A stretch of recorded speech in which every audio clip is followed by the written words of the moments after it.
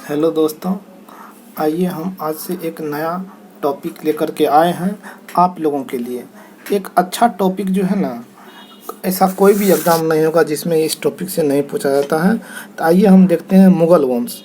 सबसे पहले बात करते हैं मुग़ल वंश। मुग़ल वंश के संस्थापक जो है ना, बाबर है। सबसे पहले मुग़ल वंश के संस्थापक कौन हुए? बाबर। बाबर का शासनकाल 1526 से लेकर के 1530 है। इसका मकबरा कहाँ है? काबुल में है। यह अपना राजधानी कहाँ बनाया था? आगरा बनाया था। उसके बाद आया कौन? हुमायूं। उसके बाद बाबर के बाद हुमायूं आया। हुमायूं 1530 से 1540 और 1555 से 1556।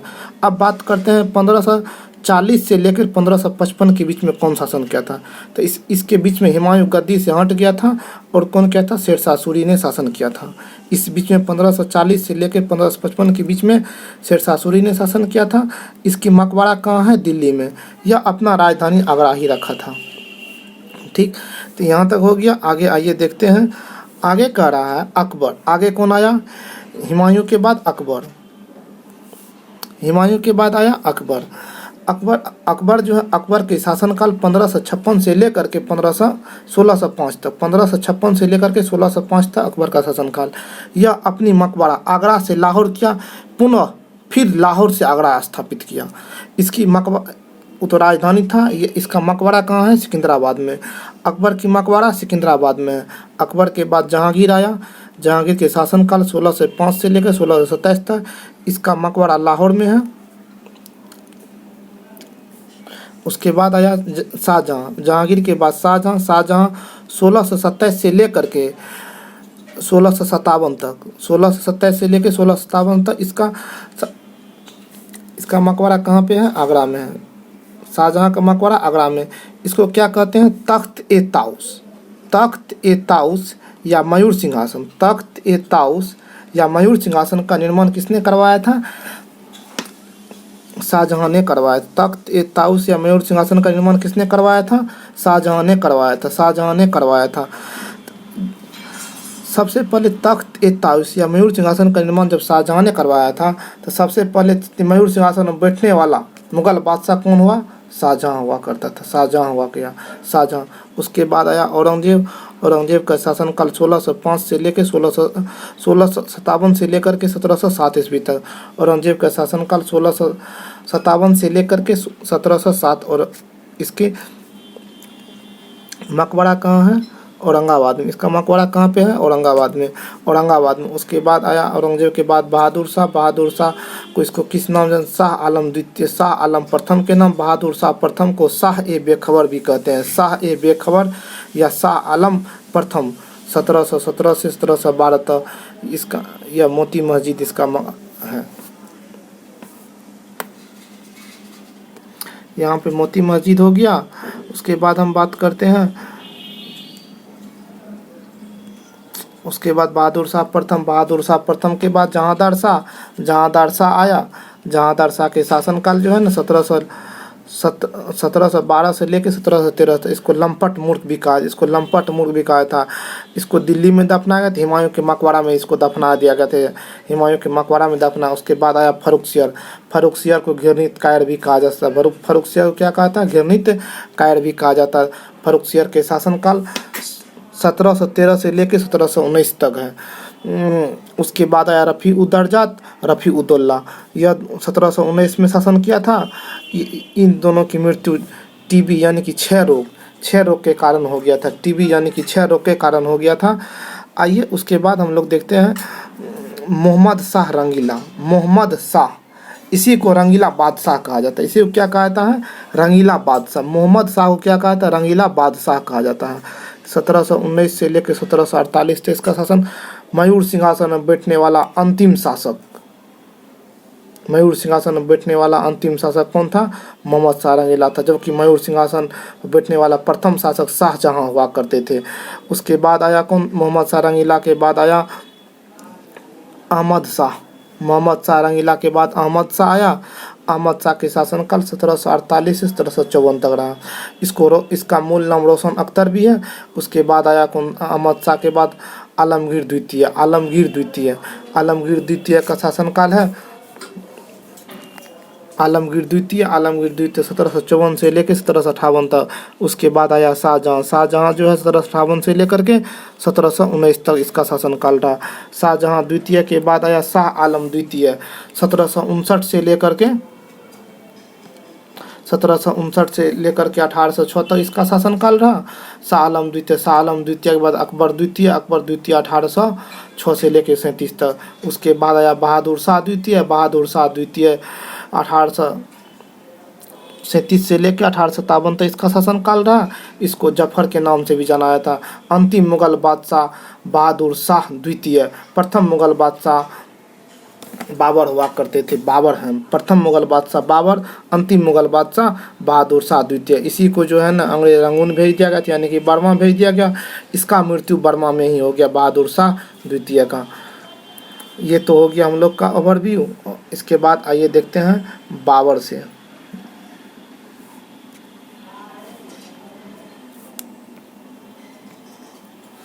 आइए बाबर। मुगल वंश के संस्थापक बाबर को ही माना जाता है। मुगल वंश के संस्थापक बाबर के शासनकाल 1526 से 1530 ईस्वी तक शासन किया था। मुगल वंश के संस्थापक बाबर के पिता उमर शेख मिर्जा चुगतई तुर्क जो तैमूर की 5वां वंशज थी। वहीं इसकी माता कुतलू निगार खां चंगेज खां की 14वां वंशज थी। बाबर का जन्म 14 फरवरी 1483 को फरगान उज्बेकिस्तान में हुआ था। इसका वास्तविक नाम जहरुद्दीन मोहम्मद था। बाबर का वास्तविक नाम क्या था? जहरुद्दीन मोहम्मद था। मुगलों की राजकीय भाषा फारसी थी। मुगल की राजकीय भाषा क्या थी? फारसी थी। मुगल की राजकीय भाषा क्या थी? फारसी थी। मुगल की राजकीय भाषा फारसी थी। मुगल की राजकीय भाषा फारसी थी। 1507 ईस्वी में बाबर ने बादशाह को उपाधि धारण की। इससे पूर्व मिर्जा को उपाधि धारण क्या करता था? बाबर इससे पूर्व क्या करता था? मिर्जा को उपाधि धारण क्या करता था। उसके बाद आया राजधानी। इसकी राजधानी कहाँ थी? बाबर अपना राजधानी आगरा में स्थापित किया था। बाबर अपनी राजधानी आगरा में स्थापित किया था। बाबर अपनी राजधानी कहाँ बनाया था? आगरा बनाया था। बाबर अपनी राजधानी आगरा बनाया था। बाबर ने भारत पर 5 बार आक्रमण किया था। बाबर ने भारत पर कितना बार आक्रमण किया? 5 बार आक्रमण किया। 1519 ईस्वी में यूसुफ जाई जाति के विरुद्ध बाजौर और भेरा किला को जीता था। बाबर ने पेशावर की अभियान 1524 ईस्वी में किया था। पेशावर के अभियान 1524 में बाबर ने किया था। पानीपत का प्रथम युद्ध 21 अप्रैल 1526 ईस्वी को बाबर और इब्राहिम लोदी के बीच में हुआ था, जिसमें इब्राहिम लोदी मारा गया। जिसमें क्या हुआ? इब्राहिम लोदी मारा गया। यहीं से लोदी वंश का अंत हो गया था। इब्राहिम लोदी जब मारा गया था तो यहीं से लोदी वंश का क्या हो गया? अंत हो गया। जब लोदी वंश का अंत इब्राहिम लोदी मारा गया, लोदी वंश का पानीपत के प्रथम युद्ध में बाबर ने तुगलमा युद्ध पद्धति का प्रयोग। पानीपत के प्रथम युद्ध 21 अप्रैल 1526 को जो हुआ था, इसमें बाबर ने तुगलमा युद्ध पद्धति का यूज किया था।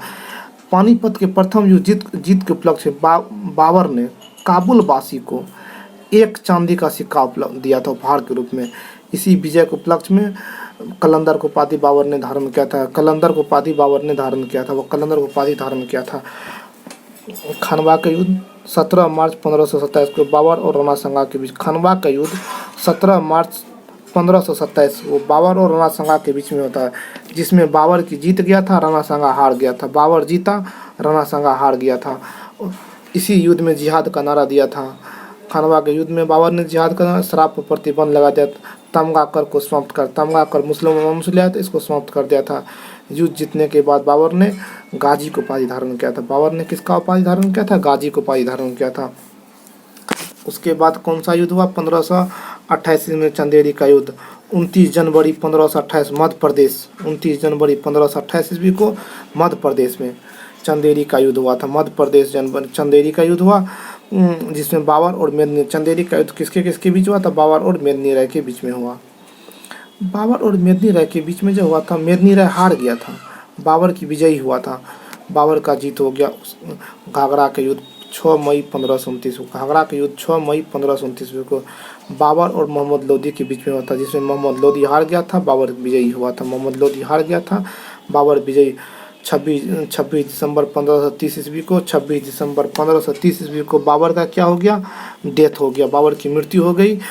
बाबर को मुंबईयान पद शैली का जन्मदाता, बाबर मुंबईयान पद शैली का जन्मदाता, बाबर को मुंबईयान पद शैली का जन्मदाता माना जाता है। बाबर को मुंबईयान पद शैली का क्या माना जाता है? जन्मदाता माना जाता है। बाबर अपनी आत्मकथा तुजुक ए बाबरी, तुजुक ए बाबरी यानी कि बाबरनामा के नाम से लिखा था। बाबरनामा तुजुक ए बाबरी का फारसी अनुवाद पायंद खां अब्दुल रहीम खान खाना ने, पायंद खां और अब्दुल रहीम खाना ने तुजुक ए बाबरी का फारसी अनुवाद पायंद खां और अब्दुल रहीम खाना ने किया था। फिर तुजुक ए बाबरी को अंग्रेजी भाषा में अनुवाद श्रीमती ब्रेब्रिज ने किया था। बाबरनामा के नाम से श्रीमती ब्रेब्रिज ने किया था। बाबर के प्रधान सेनापति मीर बकी ने अयोध्या में बाबरी मस्जिद का निर्माण, बाबर के प्रधान सेनापति मीर बकी ने अयोध्या में बाबरी मस्जिद का निर्माण किया था। बाबर का एक कथन है,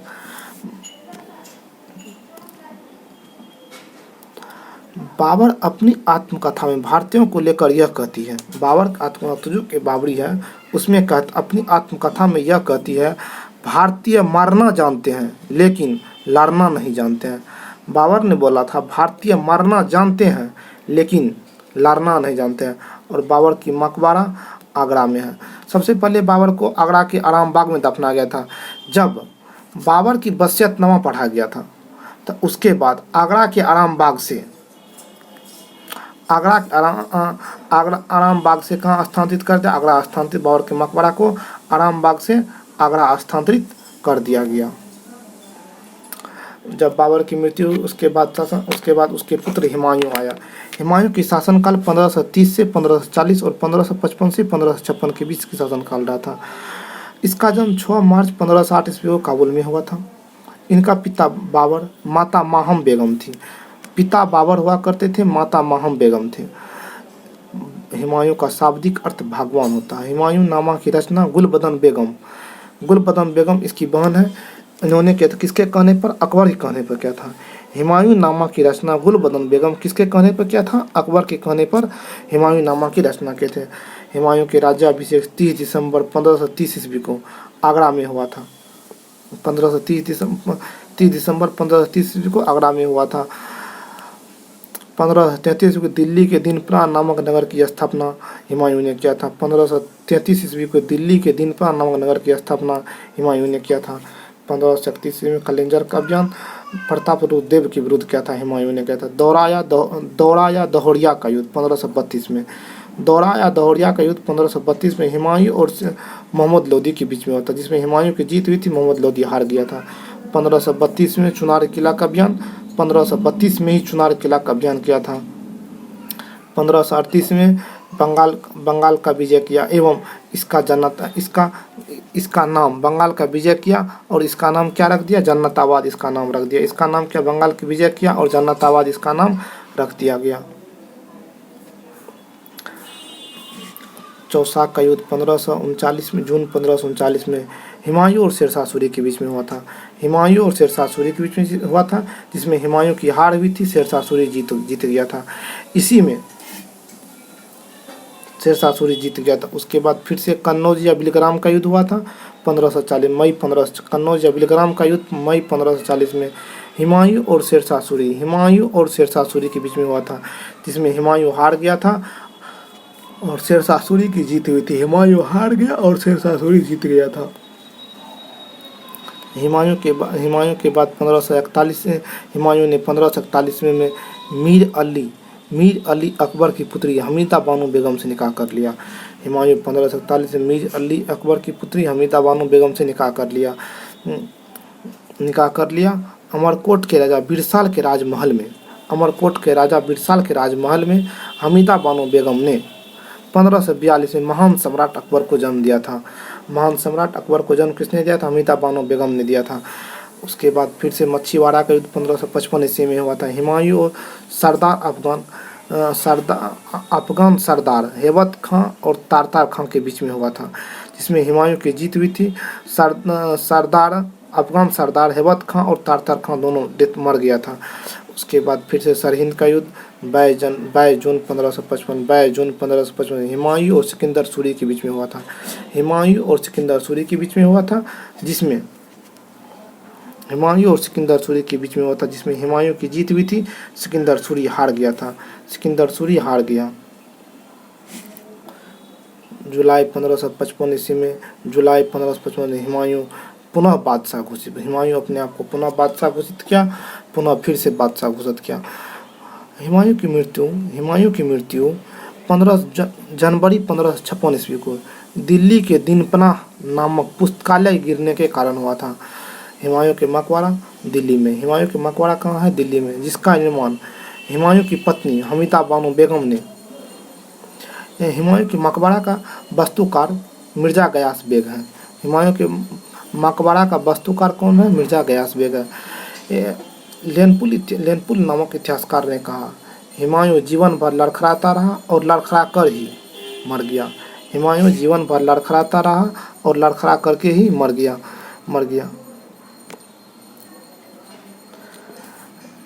हुमायूं के मकबरा को ताजमहल की पूर्वगामी, ताजमहल का क्या कहा जाता है? हुमायूं के मकबरा को ताजमहल का पूर्वगामी कहा जाता है, पूर्वगामी कहा जाता है। गुलबदन बेगम ने हुमायूंनामा की रचना अकबर के कहने पर किया था। ये पॉइंट हम आपको पहले ही बता दिए थे। अकबर के कहने पर हुमायूंनामा की रचना अकबर के कहने पर हुमायूंनामा की रचना गुलबदन बेगम ने किया था।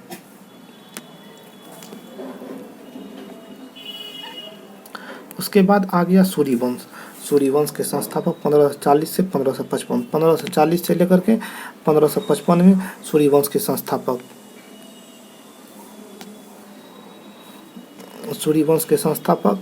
शेरशाह सूरी। सूर्यवंश के संस्थापक शेरशाह सूरी 1540 से 1555 में सूर्यवंश का शासन रहा था भारत में। उसके बाद इसका संस्थापक शेरशाह सूरी के शासनकाल 1540 से 1555 है। शेरशाह सूरी का जन्म 1472 में पंजाब के बाजौर के होशियारपुर के करनौल में हुआ था। पंजाब के बाजौर डिस्ट्रिक्ट के होशियारपुर करनौल में हुआ था। इसके बचपन का नाम फरीद खां था। इसके बचपन का नाम क्या था? फरीद खां था। इनके पिता कौन हुआ करते थे? हसन खां थे। इनका पिता कौन थे? हसन खां थे। इनके पिता कौन थे? हसन खां थे। इनके पिता कौन थे? हसन खां थे। इनके पिता कौन थे? हसन खां थे। यह अपना राजधानी कहाँ बनाया था? आगरा में बनाया था। शेरशाह सूरी अपनी राजधानी आगरा बनाया था। शेरशाह सूरी को अकबर का अग्रगामी कहा जाता। शेरशाह सूरी को अकबर का क्या कहा जाता? अग्रगामी कहा जाता। शेरशाह सूरी को अकबर का अग्रगामी कहा जाता था। प्रांतीय राजधानी पाटलिपुत्र पटना को बनाया शेरशाह सूरी। आरंभिक शिक्षा जैनपुर से अरबी और फारसी भाषा में प्राप्त किया था। आरंभिक शिक्षा जैनपुर से अरबी और फारसी भाषा में अनुवाद किया था। 1522 ईस्वी में शेरशाह सूरी दक्षिण बिहार के सूबेदार बहार खां लोहानी के यहाँ नियुक्ति हुआ था। बहार खां लोहानी के यहाँ नियुक्ति हुआ और वहाँ पे शेरशाह सूरी ने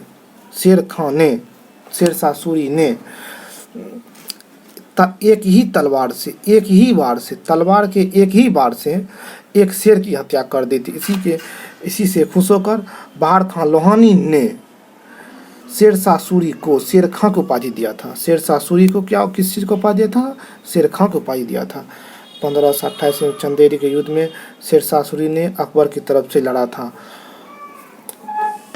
1529 ईस्वी में घाघरा के युद्ध में शेरशाह सूरी ने मोहम्मद लोदी की तरफ से लड़ा था। शेरशाह सूरी ने मोहम्मद लोदी की तरफ। 1530 ईस्वी में शेरशाह सूरी ने चुनार किलेदार ताज खां की विधवा पत्नी लॉर्ड मलिका से विवाह कर लिया।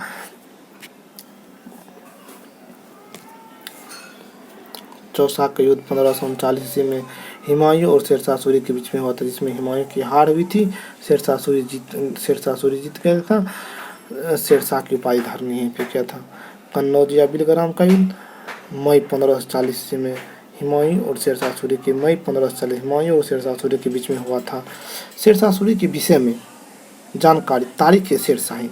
शेरशाह सूरी के विषय में जानकारी तारीख शेरशाही या तोहफा-ए-अकबर शाही की रचना अब्बास खां शेरवानी ने इसी से मिलता है।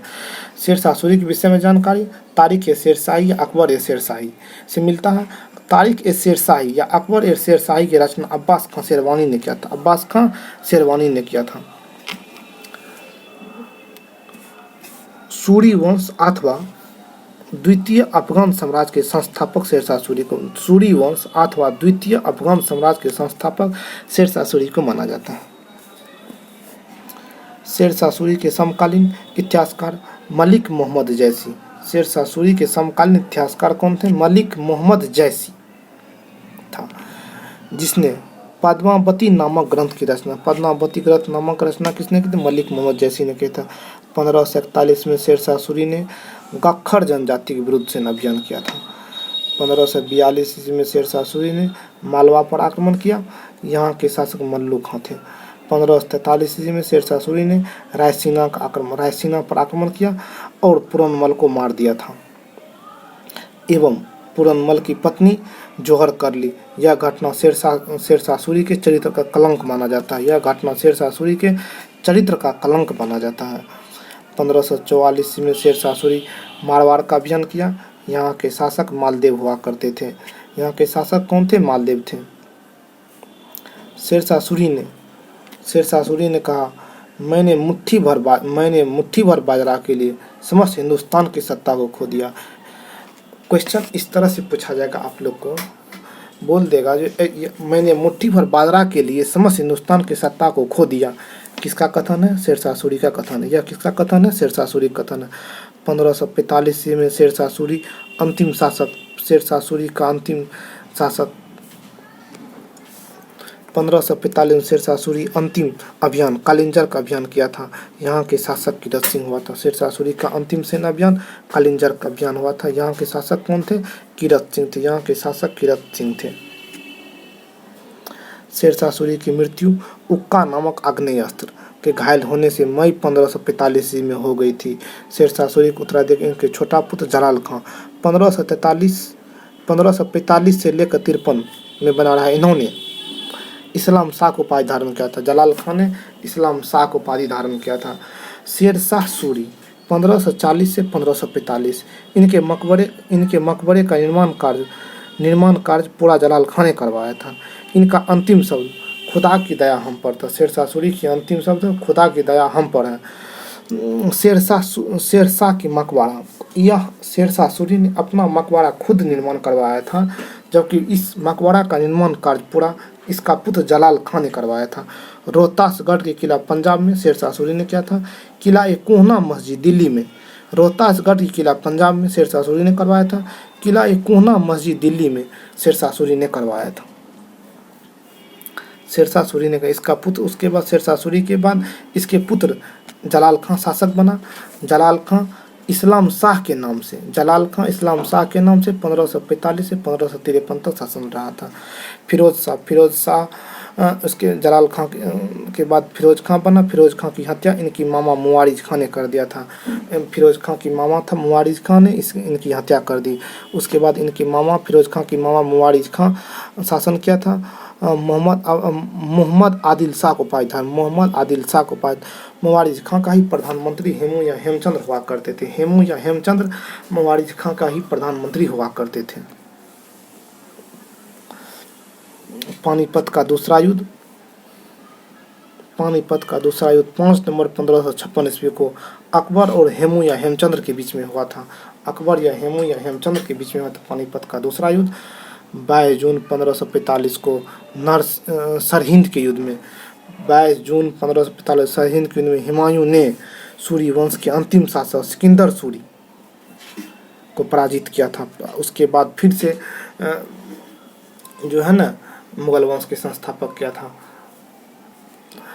अब बात करते हैं इसमें शासन प्रशासनिक व्यवस्था। इसकी प्रशासनिक व्यवस्था को देखते हैं। सूरी वंश की प्रशासनिक व्यवस्था, केंद्रीय प्रशासनिक व्यवस्था सब होता है। तो केंद्रीय प्रशासनिक व्यवस्था में देखते हैं क्या सब है। केंद्रीय प्रशासनिक व्यवस्था में दीवान ए वजारत आर्थिक विभाग, दीवान ए वजारत किस विभाग था? आर्थिक विभाग था। इसका अध्यक्ष वजीर हुआ करते थे। दीवान ए अजीर सैन्य विभाग था। दीवान ए रिसालत पत्राचार विभाग था। दीवान ए इंसा प्रशासन विभाग था। दीवान ए कजा न्याय विभाग है। दीवान ए बरीद गुप्तचर विभाग। शेरशाह सूरी में क्वेश्चन आप लोग के पूछ देगा, गुप्तचर विभाग का नाम दीवान ए बरीद क्या है? शेरशाह सूरी के शासनकाल में तो यह गुप्तचर विभाग था। प्रशासनिक व्यवस्था, सबसे बड़ा साम्राज्य हुआ करता था, साम्राज्य के बाद सबसे बड़ा साम्राज्य हुआ करता था, साम्राज्य के बाद प्रांत, प्रांत के बाद सरकार, सरकार के बाद परगना, परगना के बाद ग्राम, ग्राम प्रशासन की सबसे छोटी इकाई है। ग्राम जो है ना प्रशासन की सबसे छोटी इकाई है, ग्राम। शेरशाह सूरी ने पट्टा और कबूलियत प्रथा का प्रचलन किया था। शेरशाह सूरी ने पट्टा और कबूलियत प्रथा का प्रचलन किया था। शेरशाह सूरी ने पट्टा और कबूलियत प्रथा का प्रचलन किया था। शेरशाह सूरी ने सड़क की आजम का निर्माण करवाया था। बाद में इसे लॉर्ड ऑकलैंड ने जीटी रोड कहकर सड़क की आजम का निर्माण शेरशाह सूरी ने करवाया था। इसी का नाम बदल करके जीटी रोड ऑकलैंड ने किया था। जीटी रोड किसने कर पाया? ऑकलैंड ने। कनिंघम ने शेरशाह सूरी के मकबरे को ताजमहल से भी सुंदर कहा था। कनिंघम ने, एक इतिहासकार कनिंघम हुआ करते थे जिसने शेरशाह सूरी के मकबरे को ताजमहल से भी सुंदर कहा था। 180 ग्रेन चांदी को रुपया, 380 ग्रेन तांबे को दाम कहा जाता था। शेरशाह सूरी के शासनकाल में 180 ग्रेन चांदी को रुपया कहा जाता था, 380 ग्रेन तांबे को दाम कहा जाता है। चांदी और रुपया, चांदी को रुपया, दाम, तांबे को दाम के अनुपात 1:64 हुआ करते थे। चांदी को क्या कहा था? रुपया, दाम, तांबे को दाम का अनुपात क्या था? 1:64 हुआ था। आज यहीं तक दोस्तों। अगर आप लोगों को वीडियो अच्छा लगा तो ज़्यादा से ज़्यादा शेयर कीजिएगा। Thank you for this watching video.